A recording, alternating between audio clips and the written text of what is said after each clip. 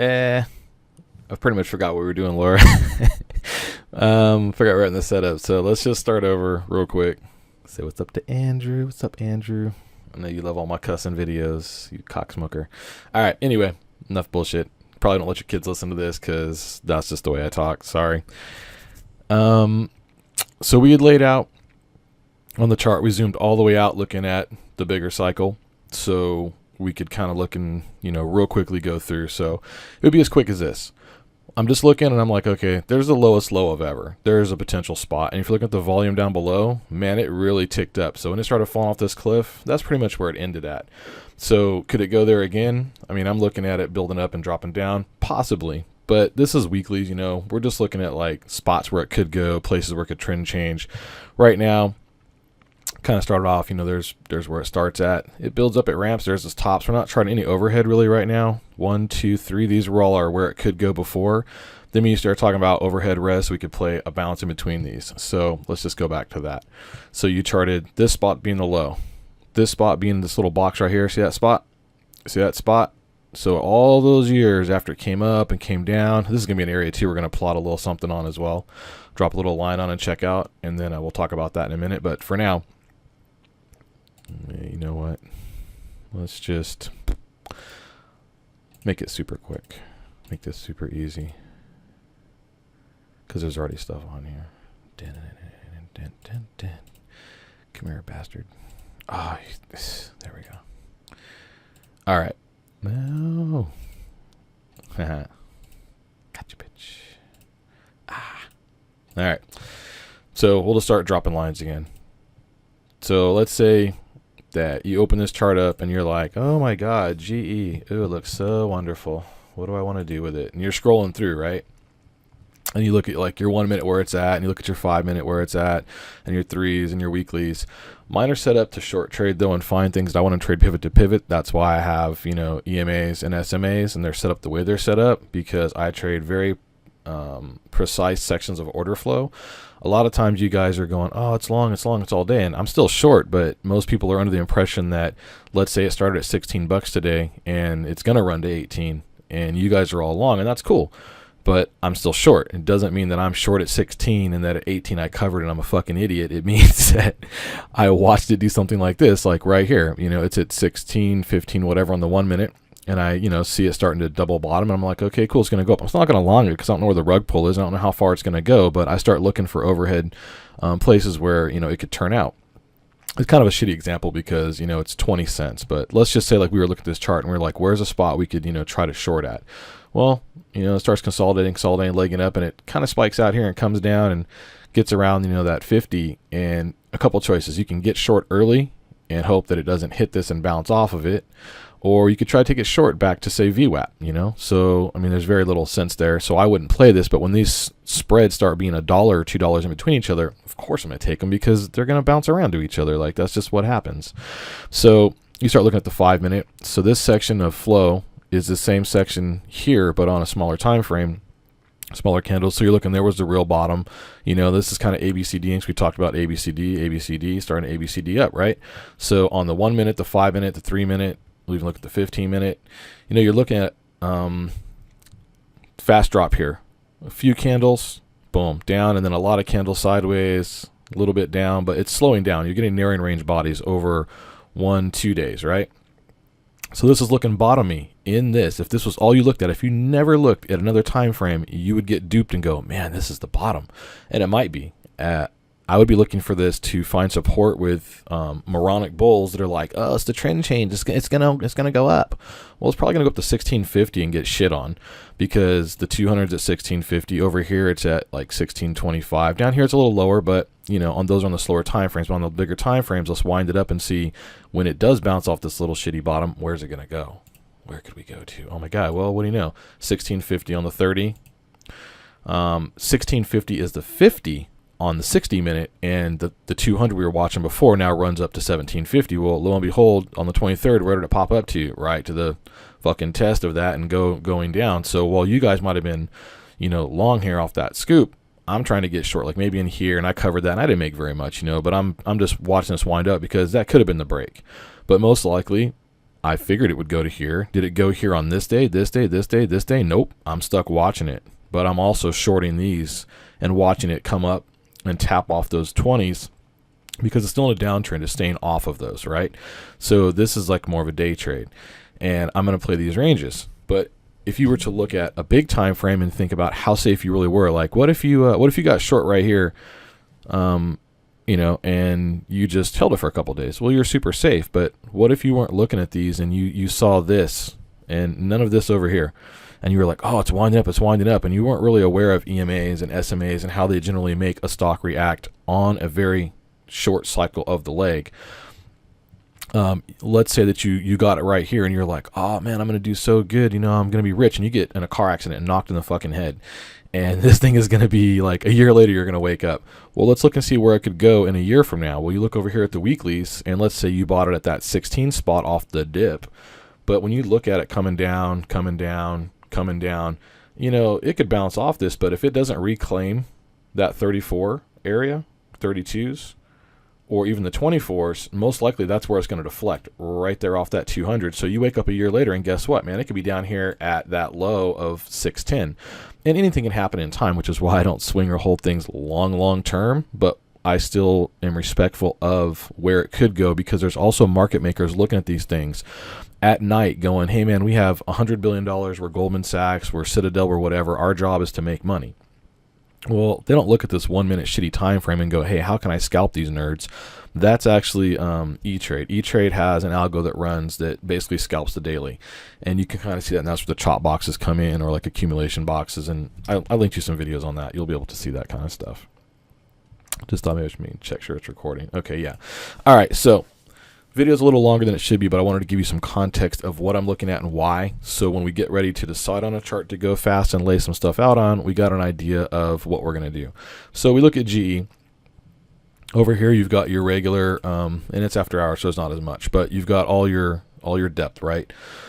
But I pay for total depth as well over here, so if this wasn't after hours, you could pull this down, and I can see the depth. I see Goldman Sachs is on the board. I don't fucking like them. I don't like the way they run shit, So anyway, I go check and see all the market makers on the board. I see how deep the books are. There's a little more buys and sells, so, I'm going to give it like a couple % more in the bullish favor. But again, in relation to the candle of windups, I'm going to say, okay, it's bullish in the short trend, so yay, lucky. Hopefully we've kind of bottomed and washed. I'm not really going anywhere on the 1 minute. It's been a real tight range today, 1593 to 1616. So you got a narrowing range body candle in NRB. It's coming down and compressing after a big drop. So is it compressing and deciding that it's going to drop more, or is it compressing and deciding it's going to bounce up? So let's go look for possible pivot spots. Let's kind of see. So let's drop lines. This is the weekly. You can see GE right here, and weekly. All my charts are going to have that in the background for you. And every one of these candles is 1 week. Okay, you got your volume down below. You got your candle. So we're going to try and break this apart. So let's say this was the week that we were watching it and talking about it. There's a lot of range there. It went from 1755 to 2081. So let's say that you were long thinking that it was going to break out because these were the bottom, and you were like, oh, look, those are like bullish little candles. Oh, look, it's going to pop up. Well, you got long there and you just got shit all over because it didn't make nothing, and you lost that week and you're mad. And then it gets down to here and it pops up a little bit and you're like, oh, maybe it's coming back. Yeah, look, that one looks kind of bullish. And then it kind of levels out and your dumbass holds for a month or 2 months now because it's slow fading, right? And then it comes back up and it pops and you're like, oh, yeah. And maybe you want to average down now. And now you just got shit on some more because guess what? Well, it's going to keep fading off. And that's a lot of things we're looking for. So right now, I'm looking for how many potential bag holders could there be from a nice slow fade versus a pop. So right now, I'm looking at lots of volume over here. Hopefully some trap morons. That'd be great. But we're going to go drop lines on the cycle. I like this to zoom out all the way to inception real quick, just so I have an idea of where it's at actually in the entirety. And what we were doing earlier wasn't exactly all the way zoomed out. It was, to the 9th because I didn't feel like going that far back. So let's just go ahead and do it again all the way back to 1996. And now we're going to look at that again, drop some lines. Let's say, what's the lowest it's ever been, man? Like if shit fell apart tomorrow and the world fucking ended and Kim Jong-un launches a nuclear missile and just shits all over Trump and, Trump makes supreme commander and the markets decide they hate his guts. Or GE, gets caught pulling a Bill Cosby touching children, you know, and everyone just dumps their stock into the dirt. Where's that spot where the people that don't give a fuck that Kim Jong launched a missile or that GE molests children? Where's that spot that those kind of cretins would buy at? Well, the lowest spot's 560. And a lot of people are unethical pieces of shit. So, you know, money's money, and if there's money to be made and GE isn't going to go anywhere other than it's a bad PR thing, then 560 is a reasonable spot to start dip buying, because, you know, people that are multi-generational and have billions of dollars and this is what they do. I mean, you think they worry about sitting through this? No, they don't, man. Like, they wait for this shit. They wait for this to happen so they can do this over here. And, you know, what's 20 years to them? It's really nothing. I mean, because they're multi-generational. Like, that's something I think most people don't understand on a big cycle. Now, do we trade that as little small retail people? No, man, like, we can't. But I'm still respectful of what they can do to the markets and what it would take to make that happen. That right there, for that to happen and for dip buyers to come in with money, you're talking like catastrophic events. Is that probably going to happen? Probably not. So fuck it. Where's the next line? We're looking at pretty much where it started at, okay? And if all this chart was blocked off, you couldn't see any of this. And this is the first week we're watching it. Well, it's uptrendy, and we're like, yeah, it's uptrendy. There's really no history. It's never put in a low or a high. It took from 96 to 2000 to put in a high, and it's never put in that high ever again. Ever since then, it's all bouncy downtrend. And even right here, you know, people talk all that shit about, oh, look, the fucking downtrend is over. Oh my God, you're wrong. Look, it's going up. Well, maybe, but it's not a trend change until it breaks out. It is a momentary trend change. It is not a continuation of the original trend over here. It is the next leg of a trend. If you read Elliott Waves, you'll start to understand that. But again, we're not going to hold for 10, 20, 15 years, 6 months, 8 months. We're not multi-generational. We're day traders. But again, break this down. So for this to happen and that to happen, what has to happen here? Well, that's an overhead res now. So this is why it's important to us to dial back out. So we're looking at below support, catastrophic, where it started. And look, after all that cycle, where did it test at? It made that low, and when it came back up, it made a lower high, but when it came back down and tested, where did it test before it continued on to that trend to try to go back to test that? Right where it started. That's an important number, right in that little zone. And then every time it comes down, you were talking about A, B, C, D. So A, B, C, D. A, B, C, D. A, B, C. And you got to fail on D now. But it took from 09 to 17. So obviously that's outside of our time frame. But again, with respect to sups and reses, where is the next actual area that is an important one? Let's look right here. So over here on the left, I like this one right here too. And I'm actually going to drop 2 because there was some consolidation below that line. It was tightening up higher lows to, you know, highs getting ready to break out. And if you were watching this back then, that whole year, it breaks out. And then guess what? It comes back down and it's making lower lows, but headed towards those higher highs from before that were consolidation. So there's a platform there, a box, consolidated all year. Broke out, came back down, chopped around, consolidated, broke out hard. Check out that consolidation to that breakout. So people that sat here in this all year were just super annoyed, up and down, up and down, up and down. Oh, fuck, I'm making money. Oh, fuck, I'm not making money. You know, if you're a swing trader, you're a little retail. But if you're multi-billionaire generational, you don't give 2 shits. Look at this volume down here. That's pure accumulation. Nothing's even moving up until right here. This is distribution. This is where they let go on your asses. They made all that run up. This is phase 1.1, 1.2, 1.3 up into that, you know, first section. So we like those sections, right? Because there was a lot of support there over the years. You know, it took an entire, you know, 6, 8, 12 months for that to happen. And then guess what? If we drop that line there of what used to be overhead resistance for it to break out because it had never been there, let's travel along here and let's see, oh, on the way back down, where did it stop at? You know, it went through 1, 2, came back up and failed and then shot back down. But then let's look at it again once it starts to recover off that catastrophic whatever. If you go back and look, there's some shitty news in 09. Who knows what it was? Like, I don't know, war was going on, but whatever. The volume just upticks just out of control. That's cutting. That's not distribution from them. They distributed up here. That's them accumulating. There's a difference. That is poor little retail getting shit on and cutting their 100 share, 200 share, 300 share lots. And this is that day where those blocks were just getting rammed through that were a million, like that Brandy's talking about. And back in here, they started accumulating this up, right? And they just run some out. But this is probably more retail again. This is volume's ticking up. This is retail chasing. If you were able to watch those back then on the order flow, there was tons and tons and tons and tons and tons of shares, and they were all small. And then as it got over in here, there was tons and tons and tons of shares of probably them getting short on us, them pushing it down, them choking the shit out of us, and then them accumulating us. And now you're back on the same thing. So let's look at those lines again. Boom. Where does it come back down and test? It tests, it holds.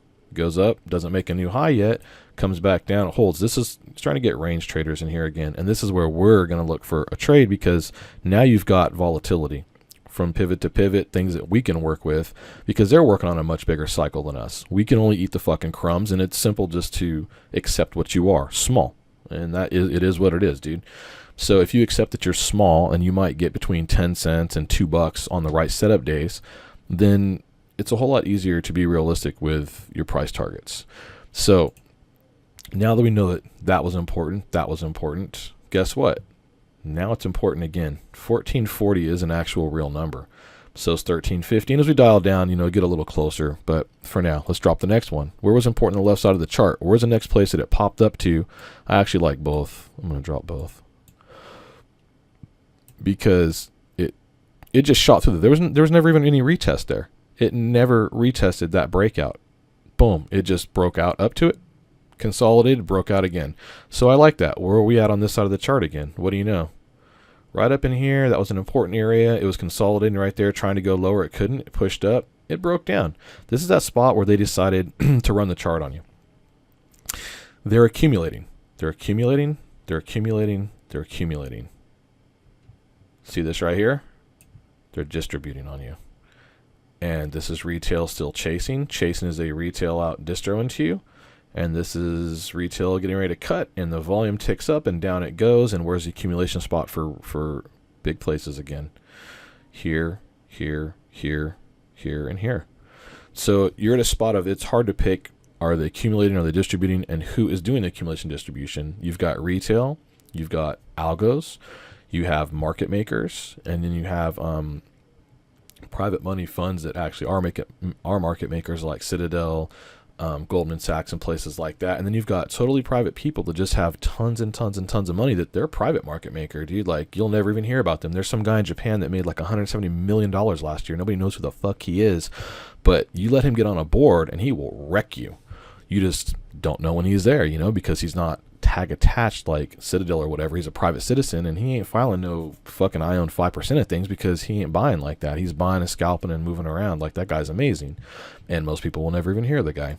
So you think there's more of them, like Jesse Livermore and that guy? Of course. A lot of them are not high profile that I want to be talked about people. They just want to, look at the markets and scalp these out. So now that we have our accumulation spots or distribution spots, we have some context of what this has been doing over its life cycle. Let's look at the next possible areas. To me, those are pretty good areas right there on the way down. That was a spot where it didn't just keep going this way. It tested, couldn't make a higher high. So this is just, too much weight on it. So this is what we're going to play over here. See? Coming down, bounce, coming down, bounce, coming down, bounce. Do you want to be short right here and get caught on this day? No, because that's going to demoralize you for, I don't know, let's see, almost a whole freaking year. That if you took that low, like in, looks like September, you were just holding for 3 months until it high peaked out, came back down, and then still didn't break down and peaked again. So you're holding almost 6 months of just demoralization. Is that what you want? No, man. So enter on the actual test. What was worth testing down here as a short, other than you got FOMO'd into it and you're like, oh my God, it's going to keep going. Like, you're a fucking idiot. So what I did is look at the chart and go, if this is going down so much, where's a logical spot that it might fail at? Well, let's see. Where's the last time it bounced? It tapped the 200 and it bounced. Okay, that's a spot for me. It's coming down, it's coming down. Dang, I missed it. I didn't get short.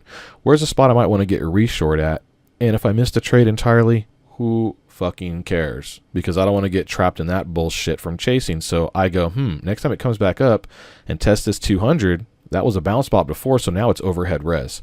Oh shit, what do you know? It is overhead res. So I got short if I was going to be playing this chart in that area based on that pivot or on a crossover or other things like that. Another spot to look at again. The 50's falling, 200's rising, and it's just caking through it. Where's the next spot that it actually just takes a shit at? Right there. Those are spots you've got to learn EMAs and SMAs because they matter. And that'll help guide you for an entry and an exit so that you're not entering the wrong direction on flow. Because even though this is a short overall, do you want to be short from here? Do you want to be short from here? Or do you want to be short from here, here, here, here, and seeing that double wicked bottom coming on a 1, 2, 3, and it's starting to turn? Or do you want to get short here? Now, this is a spot to possibly get long, but when you look over at the left side, man, it could crack lower, but I don't want to get long or short. I don't want to do anything with that because really it's just the only thing that's below it is price. There's no anything. It's below everything. Man, that's scary, dude. Like, there's no real guidance. So let's drop a couple more lines. Now we're looking for overhead reses. Let's see. What do you know? This spot right here just sticks out to me. And what do you know? Let's go across and find out. Oh, there's a spot right there that it shot it off of. Let's keep going. It's a spot that it tightened up to and breached over. And it's a spot that it came back and tried. And it was also on trend because it was on an EMA. So you had price support and EMA and tightening up. And you have a nice little box right there. Dun, dun, dun, dun, dun, dun, dun. It's a nice little accumulation box. And somebody, it looks like they were accumulating off the 50 for a while. All around it for years. And there's no guarantee of that. It could just be what it was doing. But again, we're looking for clues where we could make some money. So we look at something like that. We compare that to the volume down below. And we're like, that's pretty stable volume. That's pretty stable price action. More or less within reason of, a few bucks.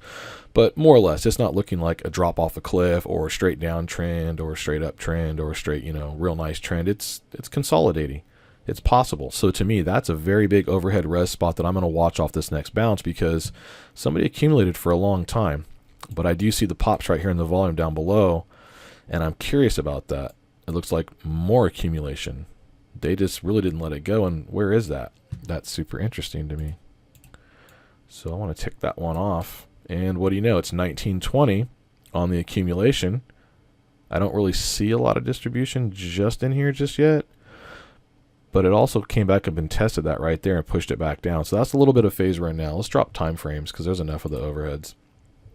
So when you look at this now, there's a lot more spots that we could actually... Let me just remove this. A lot more spots we could play like between here and here. And if you look like there's a little high right there. And it consolidated and it got higher and it came back down to test it, right? So right there you're like, oh yeah, it's got support. It had support for 1 second until it popped back up and made a lower high. Right there as a bear. That is exactly what I'm looking for. I see that accumulation and I'm trying to decide smart money buying, dumb money buying, smart money selling, smart money buying. In this lower trend, we're looking pretty good, right? Wow, that's crazy. Look at that. Just straight off. It's following. And dun, dun, and then it breaks it. Fuck you, I'm short. And where am I short at as well? Right there. Look at that 200. Fucking clockwork, dude. Just absolute beautiful.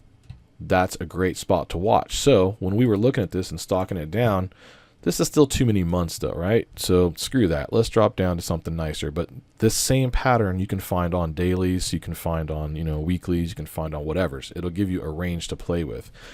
With, again, respect to zooming back out and knowing that if you're going to play that little section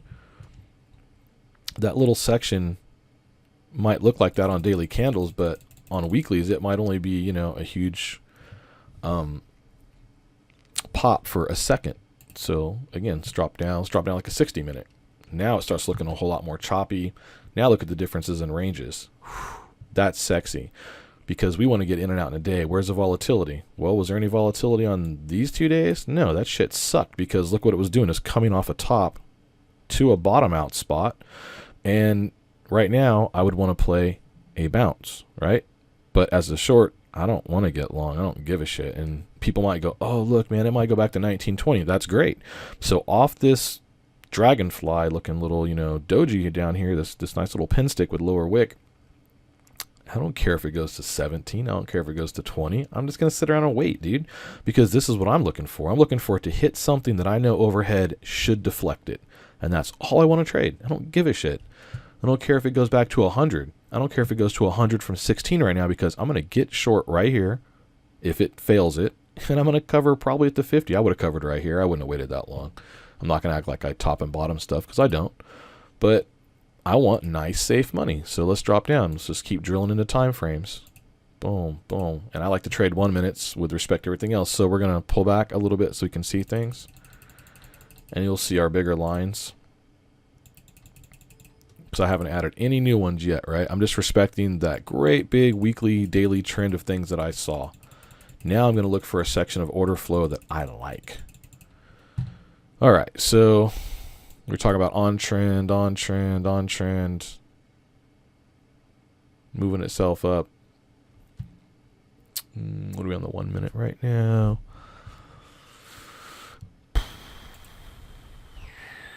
I have to go to the frickin' 5 minute to actually even find something.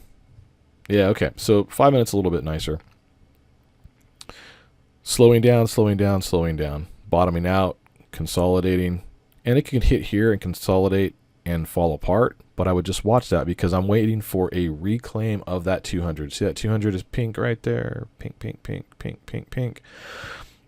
I'm hoping for a deflection off of it, and I want more downside. But I'm noticing that, it's slowing down. So if you respect to slowdowns and then consolidations, let's drop a line.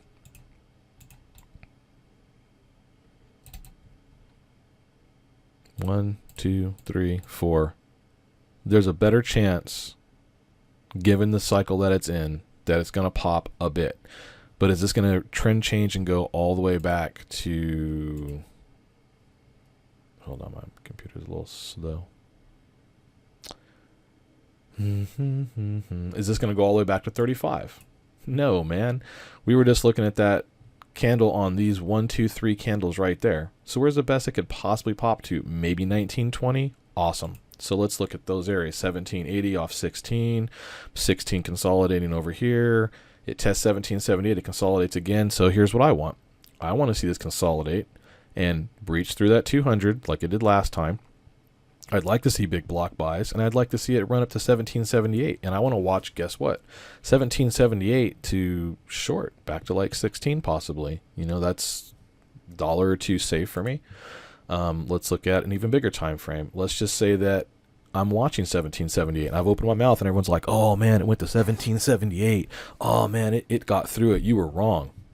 Okay, so what, dude? I'm still not going to fucking take it just yet unless I see it turning around like that. If I see it accumulate super slow and low, like, 20 cents an hour, and it's just all bullish all the way up, and it gets here, and it doesn't look like this, it just keeps on trucking, well, okay, that's fine. Where's the next possible spot that I might want to watch to take a short?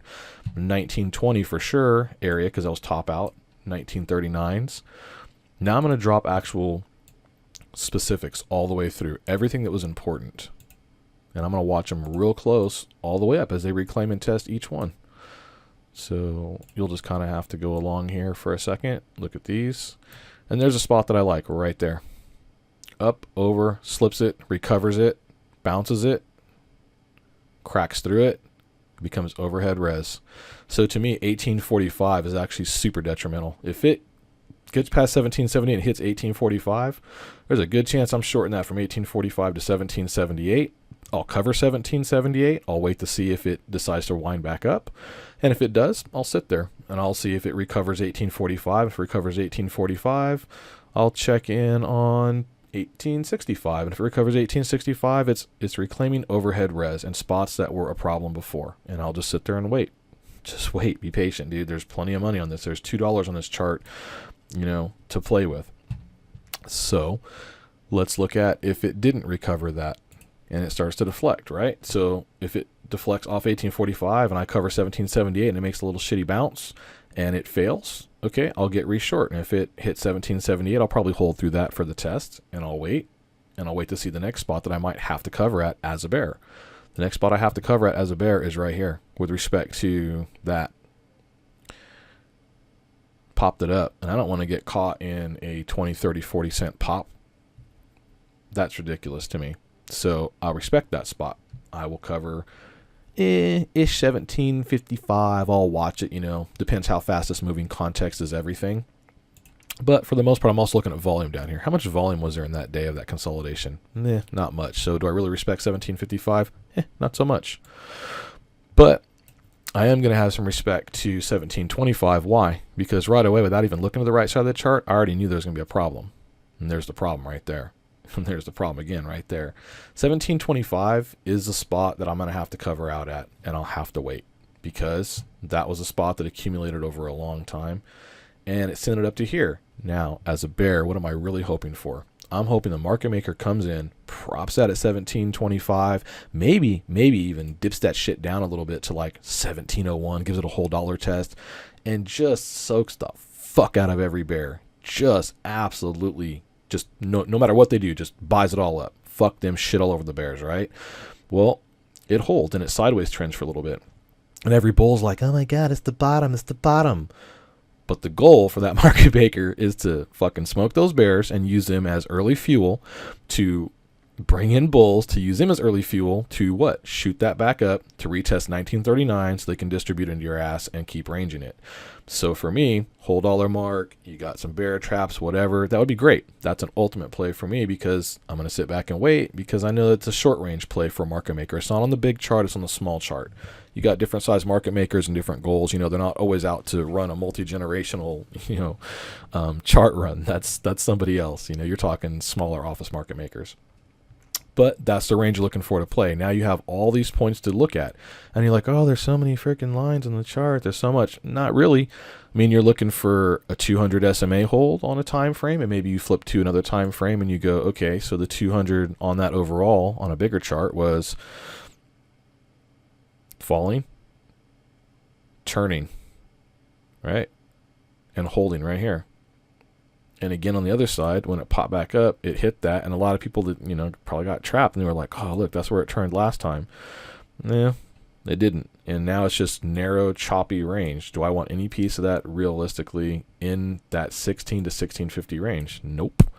I want to see that entire box get itself worked out with context, everything else that I just said of areas that are worth playing. Do I have any interest in that entire shitty box over 1, 2, 3, 4, 5, 6 days from 16 to 1650? Nope.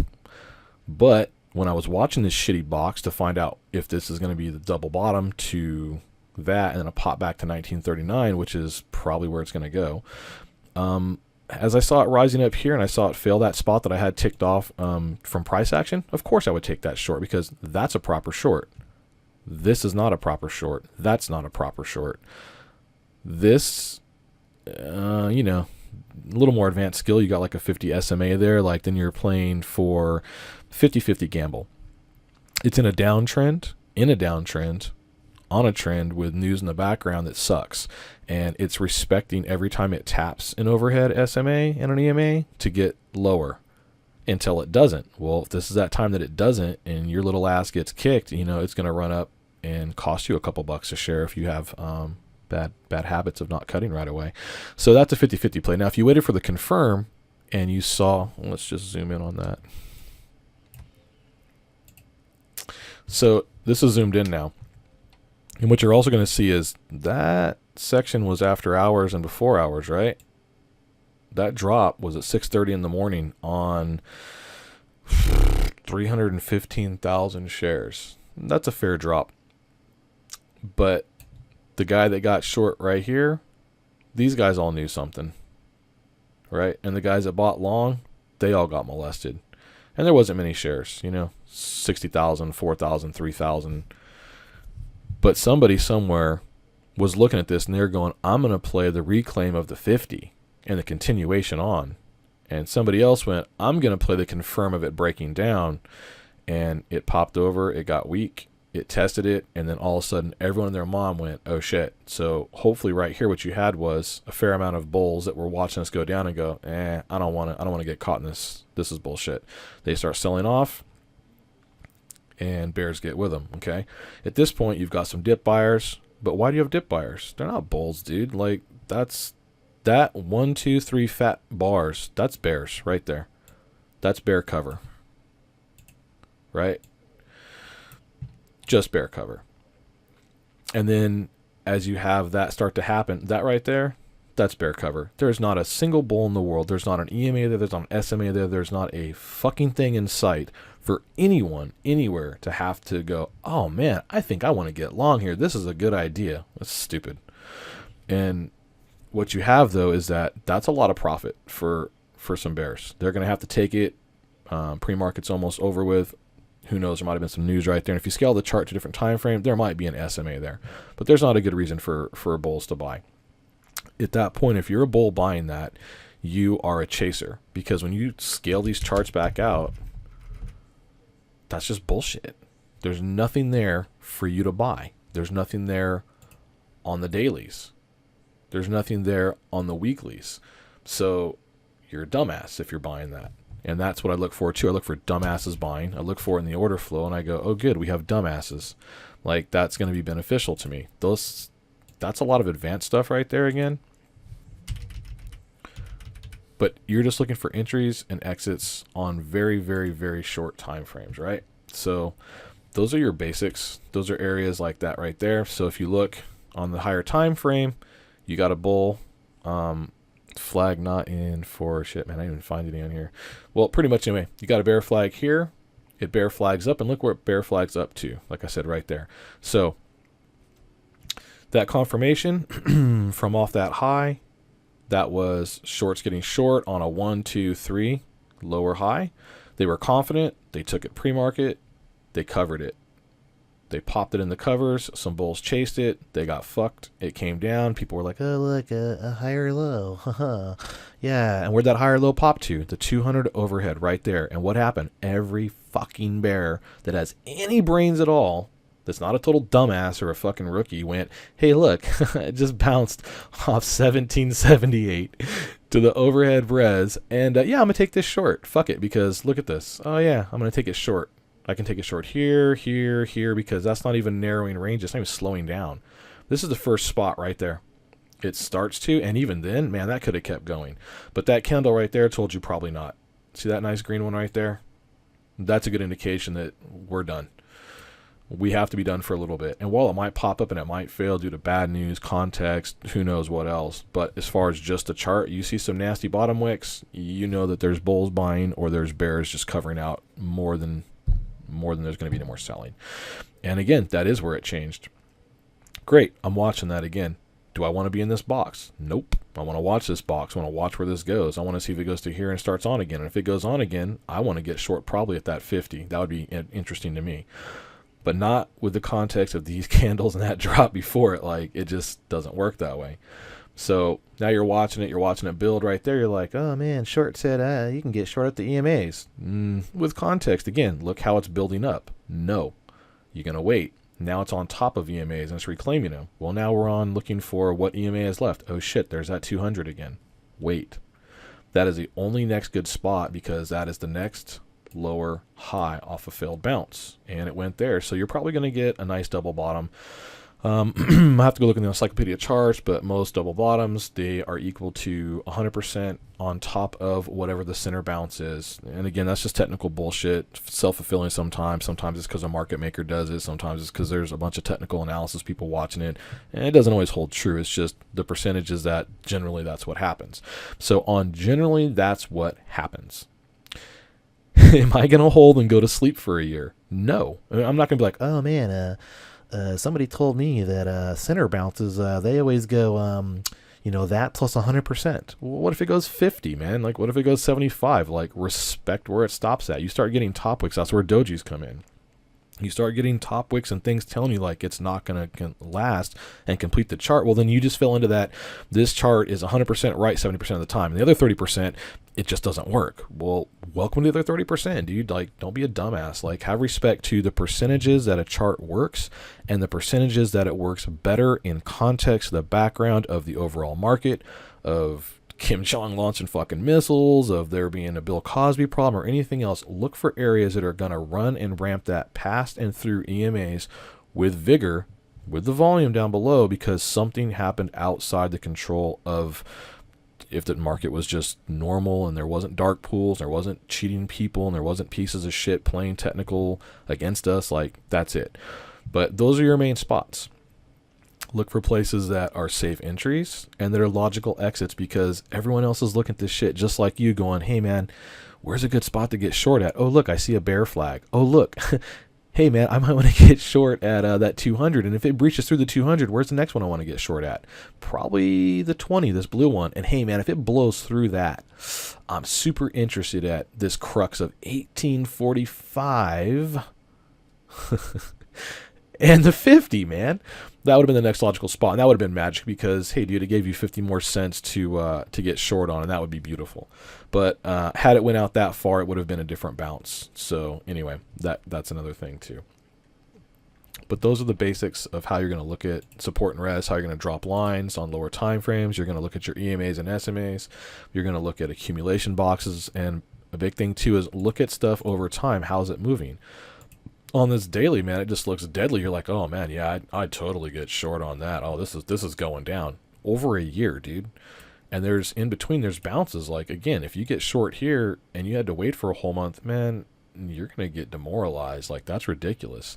So have respect to the bounce days and try to play the bounce days. Like, play the right directions. Again, accumulation off the bottom, right? Possible little trend change there. Hey, what do you know? This is getting good. Interesting to me right there, right? If we couldn't see any of this right side of this chart, I'm like, oh man, it's coming down slow. There's some interesting kind of accumulated days. It had some over here too. This is interesting. And what do you know? Let's drop another line. There they all are. So support, breaks, gets back up over it, and you're like, oh cool, supports, breaks. That sucks. Great, that support now is overhead resistance. What do you know? And that overhead resistance is also at a 200, and guess what? It deflects it and continues it on the downtrend. And what do you know? It comes back to test, I don't know, what it was testing before. That was support, and guess what? It breaks, and now it becomes overhead resistance. And that sends it down to the next spot, right? And it tries to hang on here, but it's under that EMA. It's just getting its head pushed down, right? And it's on trend still. It's just going down. Just is what it is, right?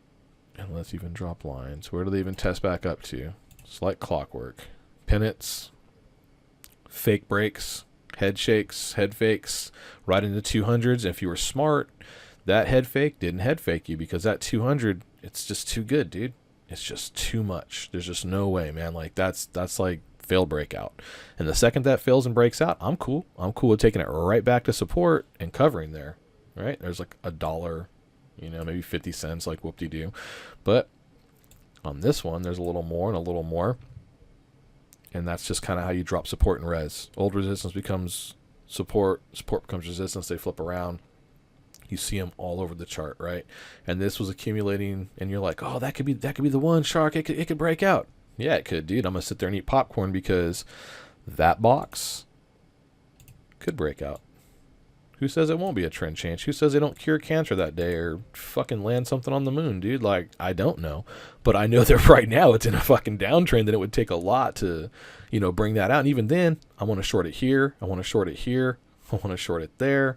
Because until it gets over that and above that, it's still a bounce on the downtrend. So what happens?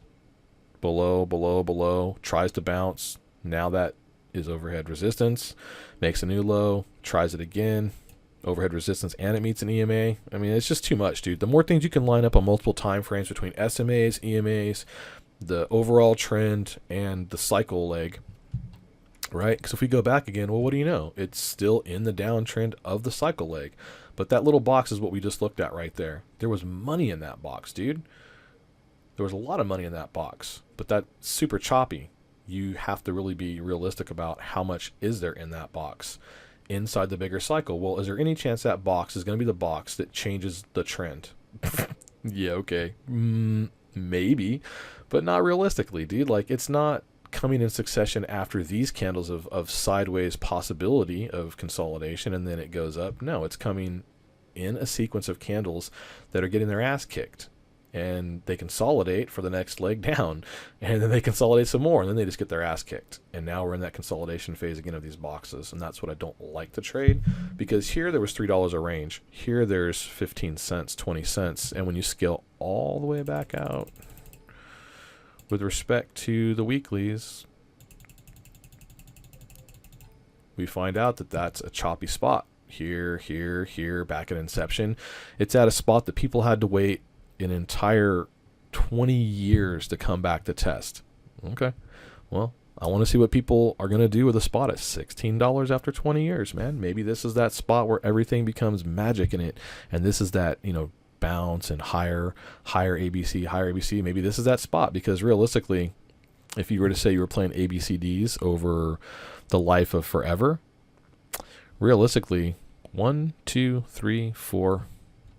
I mean, that kind of comes back and fails, but that is almost still on trend for ABCD over the long run.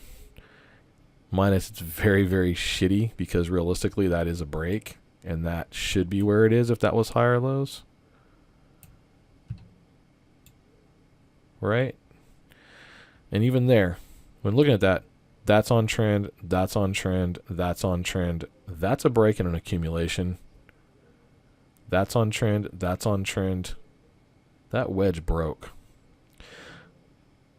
But knowing on the higher time frames of those fuckers and how they run things, to me, that is a scary section for them to make you think like, look at that, the trend broke, man. Oh, dude, this is gonna go to 560. Oh man, I'm gonna get short, dude. I'm gonna fuck this chart up. And then you start getting heavy, and you start getting heavy rooms like Sykes and them short, right? Because right there, check it out. If you want to lower the trajectory, it's still technically on trend. 1, 2, 3. Oh, look, it broke, man. It's totally going to shit, man. And it is going to shit in this section on the huge time frame. But again, like, we don't really give a shit because there's so much range in it. We can still play it and make a couple bucks. But this is how they're going to build up a bigger cycle. And now you're like, oh, man, it's just done, dude. But that's really slowing down.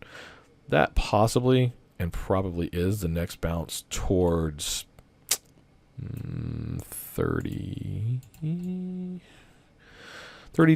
because that's the last spot. So I'm going to probably put this chart away, given that it's GE, given that it's institutionally, you know, huge volume. It isn't like some little shitbag runner. People buy it for pension funds, and they move it around in blocks of millions. I'm going to watch 16. And if 16 goes down to 14, I'll probably play the day charts. And I'll play for a break of each one of these as it goes back and tests those A, B, C, D reverse on the other side until they decide to stop reclaiming those. Now, if it gets down to like 1138 in that area, 1084, I'm on this chart. I'll be super happy, because they may just wash it all the way down to the lowest low ever and then put it into phase 1.1, accumulate the shit out of it, and run it again. Who knows? I don't really care, again, because I want $1 to $2 a range on a chart. But with respect to what they could do and where it could go it go down there? Yeah. Would it take, you know, magic to make it happen? Pretty much. But if I see magic happen on the chart, I can see their hand, I can find the axe, I can see which way they're running it, and I can have a better chance on day trades to go, you know what? Even though this looks like it's about to break out, it's fucking not. They're going to keep pushing its head down. You're trying to find the trend of the overall trend, so you can play the minor trend inside each leg of the trend of the week, the day, the year, the minutes. And that sounds like a lot, but it's really not. So that would be what I would do to find entries and exits on the days. And now the chart looks super messy because you're looking back and you're like, oh my God, there's all these lines. Just blow all that out, because a lot of these lines were what we're playing inside that daily trend or that accumulation of, 16 to 20, that range we're going to play, because that's what's on the chart now that we have access to. And when you go back and zoom in, that looks a whole lot nicer when you go, hey, look, it's showing some accumulation here at 16. Let's see if it accumulates. Where's a logical spot that this could go? Well, a logical spot is if it breaks out of this box, is on top of the box. And where's the next level of the box go, man? Like, this isn't rocket science, but it just seems like it to a lot of people. And then, you start zooming back out and you're like, oh man, that could probably go to 1655, because 55 and 55, yeah, that's a good spot, man. As a bull, I'm going to take this from 16 to 6055 test. If I was a bull, if this box is going to hold, this is the very first spot there, and there that any bull is going to want to take profits from 16 to 1664. I mean, if you're 10,000 shares in, right, it moves, 80 million shares a day, and it has an 8 billion share float.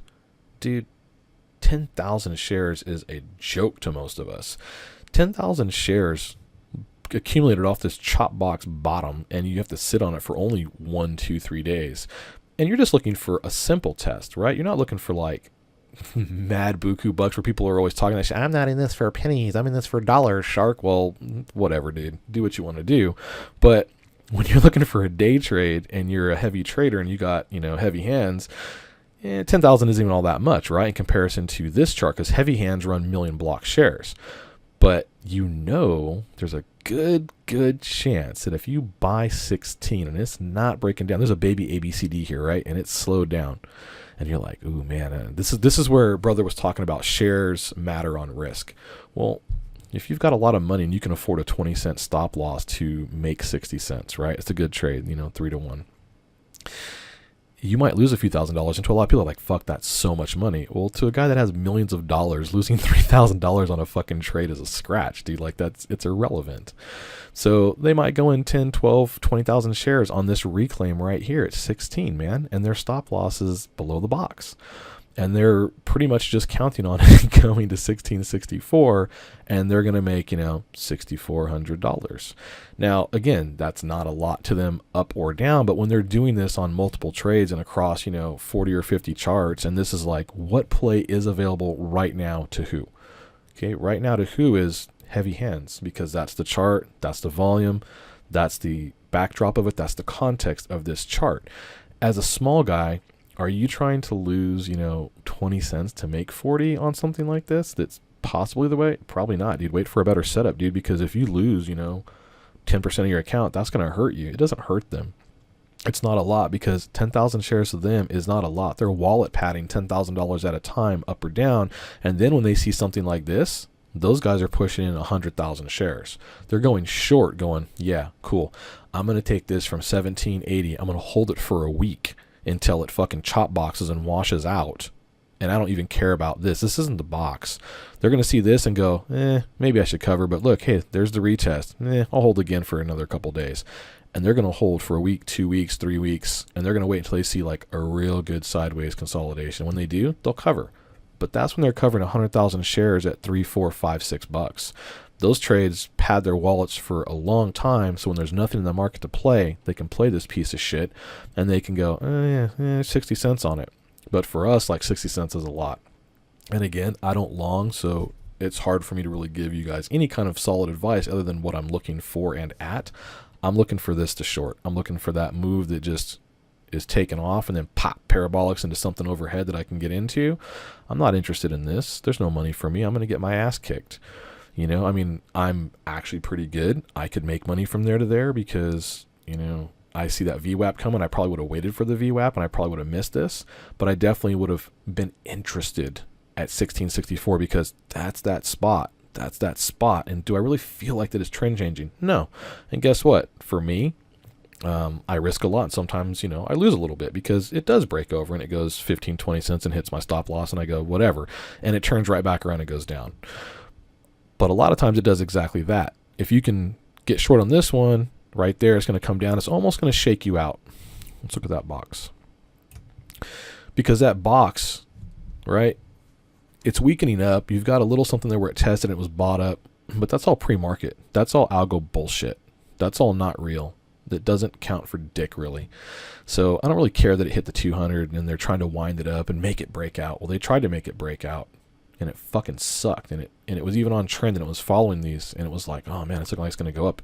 Right here, when it hit this with no volume down below, that was your cue that they're not going to get the breakout. They're going to get the breakdown.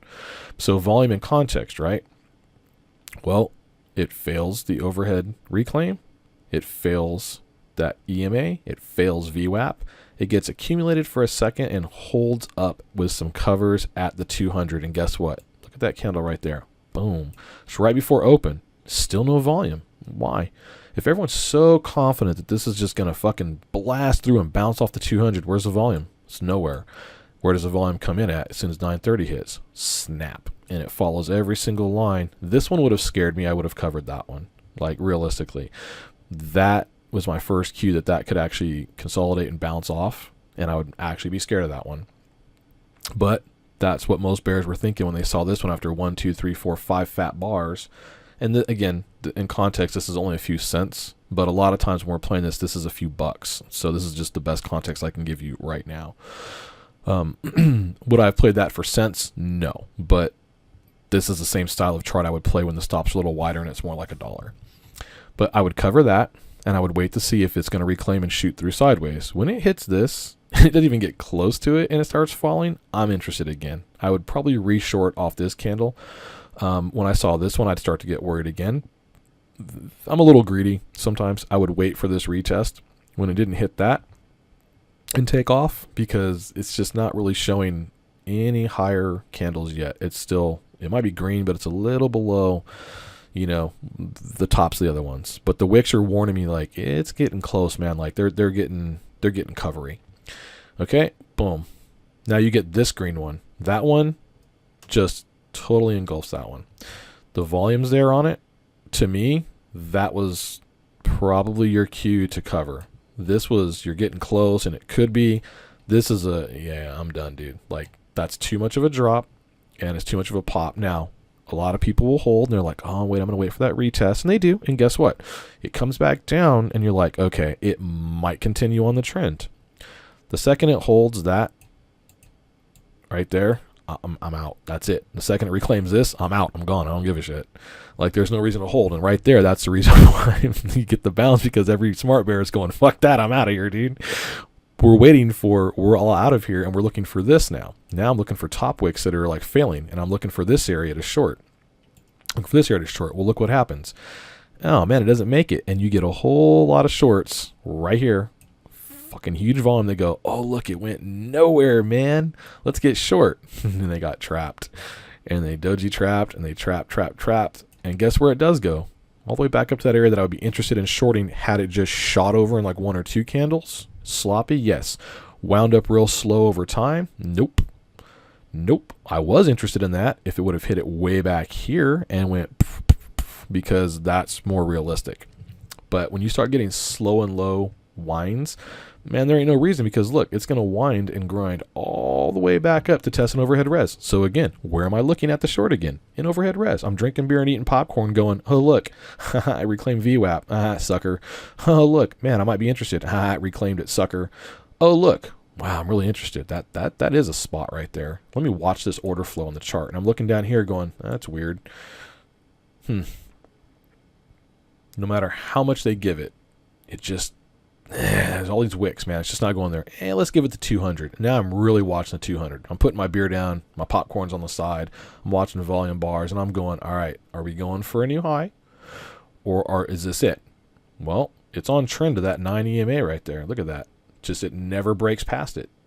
It taps through, but it never gets to test that 20. Okay, I'm only interested now at this point if it's hitting overhead res, that one, and failing that one, bounce off, and then fails to reclaim that one. Now I'm interested because I'll take it to the 50, the VWAP, something price support down below. Those are your options. That's a viable play. That's more percentage in your favor. You can't just look at things and go, oh, look, it's going towards it. I'm going to get short right here. But the trend's not over, dude. Like, you can't always just take it short at every EMA. They have to line up a little better and in context with volume when you're minute-to-minute trading. So you said you wanted to take shorter, faster plays. You have to wait, and you have to watch for them. And sometimes you miss them because you'll be like, I don't like the way this is riding up on that. I'm not going to get short here, and then it falls apart. It's the end. Sometimes that's because it's the end of the day. It's Friday. Somebody launched a missile. The SPY's a piece of shit in the background. The VIX is, up at 20. Like, the market's a piece of shit in context, and it's dragging it down. There's outside extenuating circumstances that are going to lightly affect your chart, and that's, again, more advanced stuff. You'll have to, be... spend some time training that, because there's also is it a sector sympathy play? Is it the sector leader? And if your chart's looking beautiful and it's at this perfect crossroads of breakout, and it's, let's say, in the chip sector, and the chip sector leader is AAOI or whoever it is right now, and you're playing a little piece of shit Ocular, and they come out with bad earnings on AAOI, and it tanks. It's just going to take Ocular with it, dude. It could have been the most beautiful breakout in the world, reclaiming every EMA, and you're like, what just happened, dude? It just took a shit for no reason. Took a shit because it's a fucking bitch. It's a sidekick. It's a sympathy play. It was only moving due to the sector as it is. So on that note, let's do this. Let's go a little more advanced. So you know how to draw your sup and your res. You know where to kind of look for entries now. Market Maker is a totally different kind of training. Let's go down to, all right, so you'd find news on NASDAQ.com, right? You want to go look for some things and just type in your symbol. We'll just pop G real quick, all right? And G is going to come up. And you want to go do a little due diligence, before you get too crazy. Take you 2 seconds, man. Drop down to Insider Forums. Right, to see if you're going to get blindsided by any crazy thing that's not the sector. And we go look at, this. Open market buys, 16. Number of sells, 28. Open market buys, 4 and 2. 12 months ago, it was getting shit on. And 3 months ago, it started to change, but how much? It was getting shit on big time back there, in that ratio of, 16 divided by 28 or 4 divided by 2 is a little bit different. It's slowing down. So it's slowing down. It's at 16. It's at a special spot. I'm interested in 16 holding. In fact, I'm interested in maybe seeing 13 tested and accumulated. I'm interested in that range. Let's see. Who's bought lately, officer-wise? Buy. Buys, directs. This is on the last 3 months. Anything significant. 3 million shares with an indirect buy. Not significant. 848 shares, insignificant. But at least they're buying. At least they're not cashing out crazy. There's nothing too bad going on. Institutional holdings. Take you 2 seconds to look at them. Flip over. Clickety click. Institutional holdings. 55% of those 8 billion shares of shitbag float.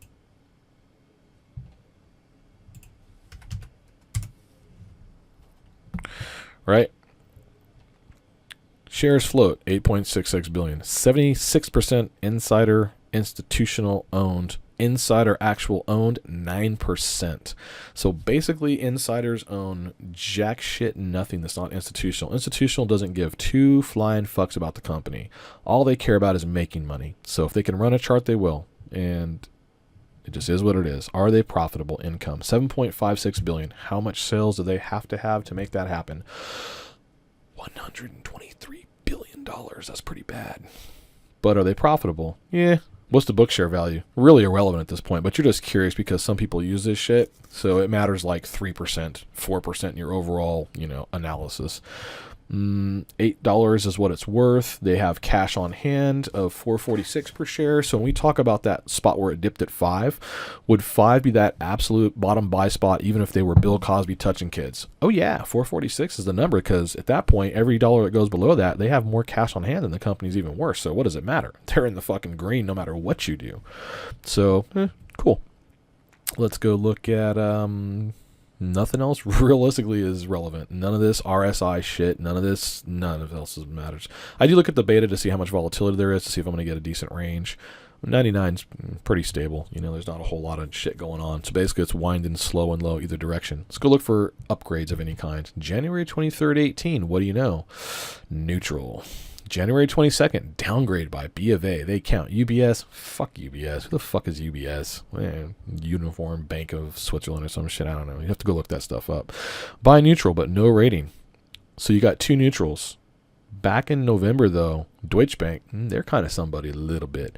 They gave a sell of 18 to 15. We're at 16 in the chop box. They've downgraded from 18 to 15. They're probably trying to accumulate. And we're seeing accumulation, like Brandy said. How low do we go, though, before we stop? November 14th, downgrade. RBC, and they're not really anybody. JP kind of counts 19 to 17. That's where we're at. 2025. Start looking at this little bit of range. And if you don't notice that they're running some ridiculous off-the-wall price target because they're trying to sucker in people to buy or sell, if it's a realistic price target, it's realistic. Like, you can kind of work with that a little bit because there's a lot of people out there that will buy or sell based on their respective price target. Let's go look at news. What kind of news do they put out? Good God, they put out so much news, it's unreal. Look at this. In one frickin' day, there's more news than most places put out in a year.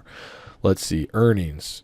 GE, blah, blah, blah. But this is GE, they always have a lot of news. Dow Chemical, oil prices. I mean, they're tied into everything. So this is kind of a different kind of chart in general. But anyway, we're just going to glance through the news. Take you 2 seconds. So it took a long time to explain, but realistically, you would have clicked here. You would have went, income, sales, insider ownership, float, upgrades, downgrades, news, anything crazy that pops off that correlates to them going up or down. Let's see. Zacks, bullshit. Bloomberg, they count. Barron's, they count because they can move people. Reuters, they count because they can move people. You got to watch for how they write headlines, though, because these little shits write reverse spin negativity like... One that I really like is, let's say that they said the company's going to have earnings per share of a loss of 20 cents. Well, the headline, when they don't make money, should say, hey, guess what? GE still sucks, still losing money. Fuck them. But sometimes they write shit like, oh my God, analysts 300% better than thought, and it's like it lost 8 cents instead of 20. That is not 300% better as in they made money. It's they just lost less money, and people buy that headline and they're like, oh my God, it's 300% up. Like, no, it's not, dude. It's fucking retarded, and that's the way the headline's written. So you got to watch that in the chart too to see how people are responding to headlines, because news brings eyeballs are connected to brains. Brains are connected to hands that make choices to move a stock. It takes people to move a stock. Even algos are programmed off the way somebody thinks, so they're going to look for a set of triggers. So if that algo is programmed to short at the 20 with filters of losses or gap ups or earnings, it's still going to do what it's programmed to do. And you'll see that in the chart. Again, different class, different kind of thing to learn. I'll give you a book on that. Super easy though, to kind of help filter that noise out. So anyway, any kind of crazy headline, looking for anything earning, boom, we're done, right? So we're going to hop right back over to this 2-second look. You pull up NASDAQ.com, you look for insider forms, institutional holdings, ownership summary. It's going to give you some insight to that. You see BlackRock is over here. They're fucking scumbags, but they move stuff because BlackRock is known to push things the direction they want. So anyway, just something to think about. Top 5 insider trades, James, whatever the hell, 3 million. Again, drop in the bucket overall, but that's still a pretty good package. All right, let's see. In Investopedia.com, you can type a lot of cool things in, man. They got great videos. You want to know things like about the axe or directions or sup and res or any kind of thing. Like, they've got great breakdowns. On anything you can think of. So let's see. Really good stuff on YouTube, like how to profit from HFTs. That gets into different. How to profit from dark pools, because that's more like what Brandy's talking about with the block sales and trying to figure out were they smart money buys or dumb money buys. That'll help you out. Kind of knowing how people that use that portion of trading in the algorithms and in the higher time frames of a range of like a high day and a low day of how they're going to accumulate you on that day, so you can kind of see it happening and just get the fuck away from it. There's a really good section on that in here. I wish I had it bookmarked for. There it is. Boom, lucky me. All right, retail trading systems are not as sophisticated as professional trading platforms. So a HFT can fire off 60,000 orders a minute, right? They are only required to fill us as retail within 60 to 90 seconds.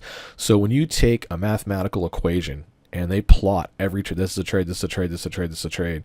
This is what normal order flow would look like. This is people using like MACD and indicators, and they're all in the same one.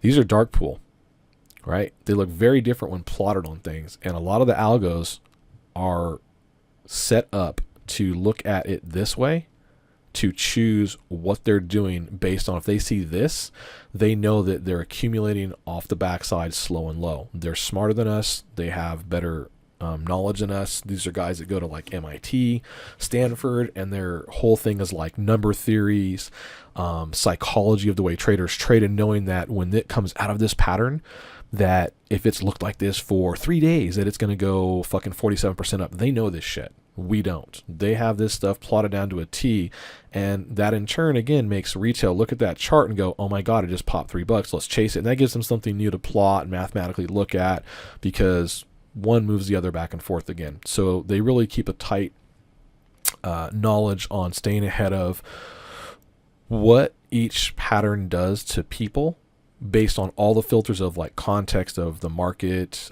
sector, and they already pretty much know where it's going to go based on what they do, or they know how to trap it, or how to identify how many people are using like MACD versus technical analysis, or people that are just going, hey man, this looks good to me, or hey man, like I'm getting stuck in this tight range, what's going on?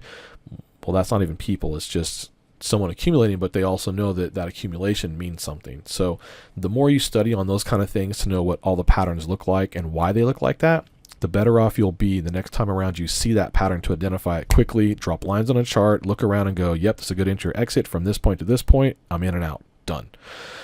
This all happens very, very fast once you learn all this. It's not hard. It's just, it seems like a lot at first, and it's really not.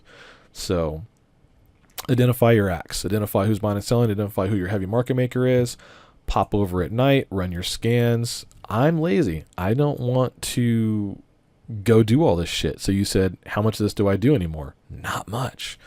Now I let all the bulls do all the hard work, and they chase it and they go look shit up, and they're like, this is going to be a good long. It might go 47%. Good for you, bro. I don't give a shit where it goes. I don't care if it goes 1,000,000%, because I'm going to come over here at night and go, oh, look, top gainer 332. It's right at my cutoff of range. I don't like that range. There's not enough money in it. But it's up 35% in BSPM. Well, look, it went a whole lot higher on that top wick, and it's already down. And it came off of a nice accumulation tighten up, and it broke out on a 1 day, and then it broke out all the way. But it hit overhead res, and they sold the shit out of it. Do I want to go tomorrow at 2.21 million float with 32% insider ownership, a little bit of money, and a little bit of sales? Maybe. Let's go look at it. BPSM. So I wanted to do a chart that wasn't GE, because this is entirely different. This is why you're like, oh my god, is it all that kind of work all that time? Nah, not really. It's just once you know, like, you can just roll on a whole lot faster. BPSM doesn't seem to be right. BSMP, because I'm retarded. BSMP. Really?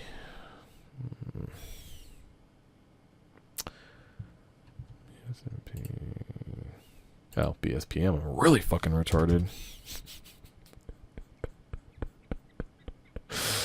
Oh my god. Oh my god, there we go. Yay. So first off, right off the bat, this symbol's not shortable. I would have to pay for a hard locate. Second, I already missed this move. And holy shit, man, it went as high as 596. Had I been awake this morning, though, I would have been alerted, because I would have saw it on my little box over here of, hey, guess what? Oh, there it is right there, active gainers. I would have been blasted and alerted to this really early in the morning, right? And I would have came over here and said, oh, what's BPSM? What's win? What's going on here, right? And I would have saw this pop, and I would have went, ooh, I probably should wait. What kind of chasers do we got? And I would have went back and charted on a weekly, and went, well, where's a possible top out? So if I send BPSM to here ramping, right, on the 5, You know, and I'm like, wow, that's some explosive ass volume. Where's the distribution going to be at? Well, it's probably going to be in this curve of this leg where volume starts dropping off. And let's see. Oh my God, that's where it is. One nasty top wick, but there was 3 there too that would have almost made me want to do it. And that would have scared me too that it might not have broken through that. I'm surprised it actually faded. But still, there was some range there, right? Those double wicks would have interested me though. And let's just go back to the weekly and let's just say, okay, where's a possible spot we might want to get short at? Well, definitely that 200 SMA at 512. So in the morning, I'm watching it pop. You know, it's showing volume and sign. I'm like, oh look, it's coming off a bottom. All right, so there's a possibility that this fucker's trend changing. All right, because it tried once, and okay, guess what? Last time it tried, where did it go to? Ooh, let's plot those. Those are going to be interesting to me. Let's see. That's where it went to last time and failed. And that's where it went to this time and failed. On the next one. God, I need a mouse. Someone send me a mouse. Right? And what do you know? That last top out ran to the top, and we're like, why did it go? It didn't even tap the 200. Like, what was over there? Well, it ran into that candle, this section, this section, this section where it failed last time. There was just a lot of areas where 709 really is a spot where it would have to get to, reclaim, and pop over. That's kind of the thing. So it's not even done to me. Like, it's on a huge volume blast. No, those are weeklies, so let's just drop down to dailies though. Well, what do you know? Dailies look the same, and on that note, damn, that is terrible. The SMAs are all down below. There's nothing but price overhead. I'm interested in a 790 fail at this, or a 709 fail. That'd be a daydream to me. And just in case it hits 709 with some gusto, and I'm like, man, it hit 709. Fuck, it's in no man's land. Well, where's the next spot? There, this area, this area, this area to me. So I'm interested in 944 at this point. If it can get through that area right there, that's here, in these areas, I'm interested in 857 as well. But if it gets through 709, it hits 850, it's probably going to hit 944. It's going to shoot for the $10 mark. So now I'm looking at whole dollars.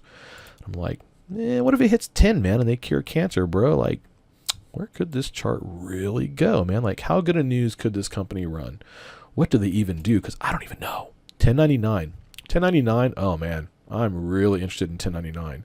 And what I'm hoping for as a short, I'm praying, I'm like, dude, that would be so great if it could hit like 1296 right in this area. Because there's probably no fucking shot in hell that it's going to get to 1584. But just in case, at this point, I'm like, what if it could, man? I could make like $6-8 on this shit.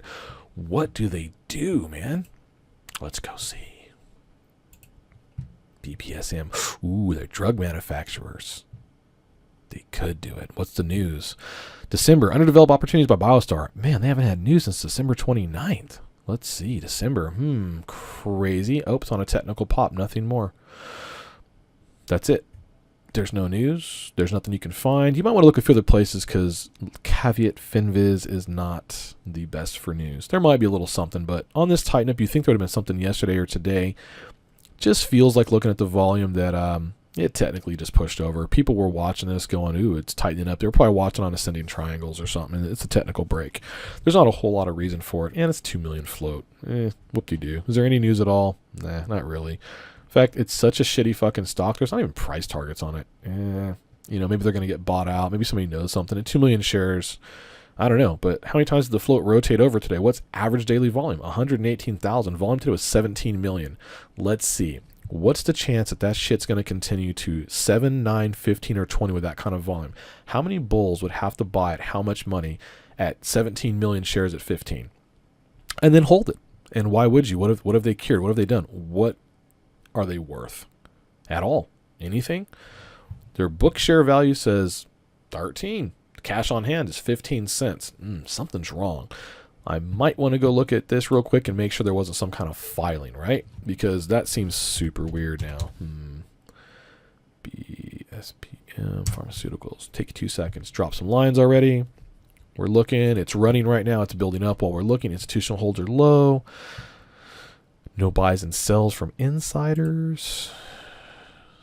It is totally stagnant. They have had an entire increased position of 21,000 shares. My God. With a sellout of 39. It is just, it's a piece of shit.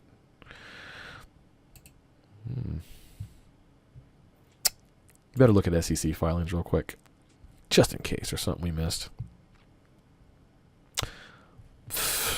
There was an 8K filed in December. There is nothing.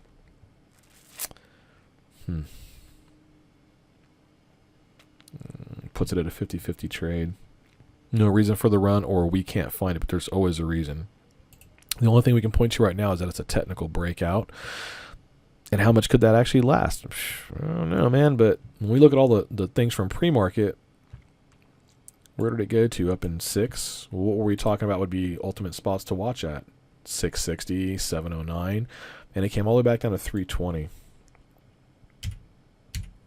It's an ugly, ugly chart. And shorts just absolutely molested it. On the 60-minute candle, when you saw that first nasty top wick, you might have got short there. And as it got up in here, you probably still held it.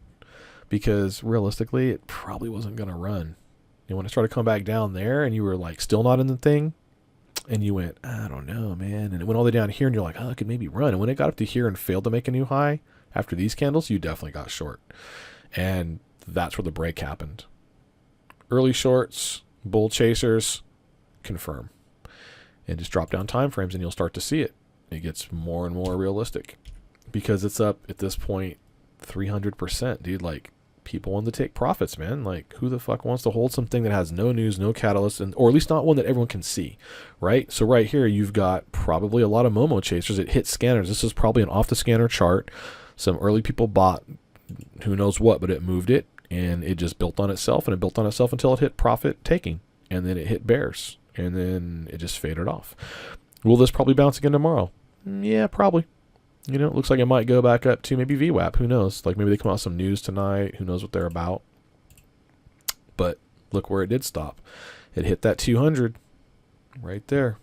And it's following the 200 on the 5, so give it some respect. But on the 1, it's still up overhead. So if it is going to bounce off that and respect it, it might hit 335. It might hit 410. There's a little bit of range. This is worth watching for a minute with proper dropped lines and charts. Right? I'd be interested right there because that's a multiple lineup. Like, that's just obvious just looking at the chart right away as a short. That's an area that I want to watch. Boom, boom, boom. And it meets up to the overhead. And that's the spot where it actually kicked off from. So I'm looking at that spot. If it reclaims it, I'm out. I'm out in a few cents. If it hits it and goes over a little bit and looks weak, I'm looking good because I might get the rest of that breakdown. Anyway, that's just kind of how I look at stuff. Hopefully some of that helps you out. Can't think of anything else that was off the top of my head. Multiple time frames, looking at everything. You got your 1s. I definitely use my 5s. I roll past my 2s. I definitely roll past my 3s. I use all of them. But I will leave up a few multiples. Now, look on the 3 when I see that spread. It's got to reclaim there, and reclaim there. I am super interested in shorting each one of those, right? Or possibly getting short, most likely at VWAP, because that's going to be the hardest for it to reclaim, especially after all that shot-ass volume. Everyone above that is now underwater. Period. They bought above that price. When it comes back to that, everyone that's below, basically, you know, they're looking at it going, fuck. This could go someplace, man. This is great. I'm making some money. Like, I bought over here. I bought over here. Man, this is great. These guys, when it gets up there, are going, man, I'm up $1.30, man. And it starts looking weak. They go, I think I might want to take some profits, and they probably tank it. It's generally harder to reclaim VWAP on something like this on this day. Now, could they range it out sideways super slow and change this to an ABCD pattern and crank it up? Of course. And that's a different thing. We would talk about an ABCD pattern going in over time, but not on a quick pop like this over that time frame. So just roll through your multiple time frames, see where you're at, see where a logical spot is that it's going to bounce off of, and just play the bounces. Like right now, like on the 30-minute time frame, I'd be looking at 284, you know, as a possible cover spot, because there's some stuff back in here where that was kind of, you know, 261, 260 where it started. If I was looking for a bounce play, I might take that to the next overhead res for 10, 20 cents maybe. If some news came out and it got wild, like, I'd respect the overhead res and I wouldn't play anything. I would just wait, not even as a bull, because who knows how many people actually want it. And you might have every single bear sitting there going, yes, another pop. I'm going to shit all over this. And you might have some guys that bought up here at 6 to go, oh my God, thank God I popped to 450. I'm only going to lose $1.50 a share now. Oh, and they fucking shit all over it, dude. So keep in mind who is actually on the time and sales, who's actually printing. Try to discover if it's bears buying, bulls selling, or what it is that's going on, because you can have bulls entirely on the sell. It's just they're profit-taking bulls. And you can have bears entirely on this side, not hitting the fucking bid because they're now sitting there on the limit trying to cover because they're short from $6, and now they're sitting there with 100,000 share buy at $3 or $2.90, whatever we talked about, and that's the logical spot. And they're going, yeah, no, 286 is the number, bro. Throw it up there. And they throw it up there, and guess what? It starts hitting 286, and it's got to start taking that wall out. And other bears go, 286 is looking like it's it, bro. Let's do it. And it starts to round it out just like that. But again, you're going to have a bear like me that woke up late and go, dang, I missed all that. Fuck, dude, I missed that entire move. Where's the next pop at? Yeah. And I'm looking for some bears to cover, and I'm looking for volume to come back in, and I'm looking for bull chasers to be there, but just enough to get it back up for the people that didn't cut bags to go, oh, thank God for this gift, and just shit on them. And then that's where the good breakdowns come, because they go snap, snap, snap when there's flow shifts. You need flow shifts, not slow and low breakdowns if you want to make fast money. And this was a nice pop and a nice slow and low fade all day. It was an easy trade. The good trade was right here to right here. Off to the VWAP from high a day. After that, it was kind of like range plays, not as good for me. There's also not enough range on this. It didn't go from like 2 to 20. It went from, 2 to 6. I mean, that's really respectable. And there's a lot of money in that multiple times, but what you have is a straight fade. Well, where am I going to get reshort again? If I'm waiting for confirms, if I'm a safe bear and I'm like, oh, I'm totally covering VWAP, and I cover VWAP and it comes back up and I'm like, 521 to 478, man. Like, do I really want to risk it continuing on to 6 for 20 cents? I want to go to a 4-1 in reverse trade, like risk? Not so much. Let's let it confirm. And then it confirms, and I'm like, oh, wow, it broke all the way to 450. It's back at, VWAP. Hey, I'll take it. And then it starts doing this shit. I'm like, man, I've been in this for an hour now, and it's really not fading that much. Like, not really. I like lots of volatility, lots of pops, because that's where I excel, because I'm looking at the volume, I'm looking at the ranges, I've got all this laid out. And again, I'm going to cover and play these in between here and there when there's super high spreads on higher stuff. But as you wind up slow, start off with charts like these, start to play spreads, see how they react at, EMAs and SMAs, and on which days are more respectful of them versus price, and when price takes over versus an SMA, or where they all come together and meet. That's the best. You got multiple things on multiple time frames meeting, and it checks it and confirms, like, hey, that's great, man. Like, that's when you can push in a lot of shares, like brother was saying. Let's say that on the daily, that the fail point was gonna be 6, and you're like, oh my God, if it wound up to 6 would be great. And then you go look at the 60 and you're like, wow, the 200 SMA, which it's not right now, it's just we're saying, you're like, whoa, it's at 60, and you're like, oh my God, let's go look at the 30, and you're like, wow, there's overhead resistance at 6, from the 20, and every time frame you look at has all this fucking resistance meeting up like at this one spot. And you're like, wow, the down below downside is $3 and the fail spot is at 6. Yeah, I'm gonna go ahead and scale up into that. And then you scale up from a couple hundred shares to a couple thousand to 10,000, and that's it. You take 6, and everyone else is looking at something like that too. Like over here, this ramp up into there, I would have been waiting for a retest. And when I saw that, I would have never got it because it just faded off. Like, this never would have confirmed for me. This is a shitty play for me. It's a slow and low, but this is something you want to play when you start because it's easier to work with. It's not moving fast. There's no real whipsaw action going on. It's just, it's just downtrending, slow and low. And that's just that. Okay, so those are your kind of charts where you want to look for multiple time frames, what you're looking for, what lines up. Pay attention to your news in the background because something moved this today, because if you look at this box, it never moved. And all of a sudden, it just out of nowhere, it's great. That's not going to sustain, dude. There was no news, so you could short this pretty damn safely. And if it went to 7, okay, cover. You lost your dollar a share from 6. Like, you're an idiot. You're not an idiot. You took the the 6-to-1 trade of going from 6 back down to 230 or 5-to-1, whatever. That's a great trade, but you wouldn't scale in that high because there's no news. It's a low float, so you're reducing shares right now because the potential of them being able to prop it and run it to 6, 7, 12, 20, whatever, like it's huge. But as a charts confirm, you're like, it's not going back up. It doesn't matter. You can scale up to 500 shares, maybe 1,000 if your account can support that. If you were to take $1 loss, like if you're 1,000 shares in and you can support $1,000 loss because they ran it, due to low float or whatever, because some whale comes in, then okay, fine. But if you can afford 100 shares and it's not going to hurt you to lose $100 to find out from a 6 to 7 check, and you're betting $1 of risk to $4 of downside, then yeah, take it, dude, all day long. But that's where brother's talking about risk relevant to reward, to share size of what could happen, and that's where you really got to play context and pay attention to the sector, the news, the place in the chart on the macro and the micro, and go from there. Anyway, super basic to me, maybe not to everyone else, but that's just what I look at real quick.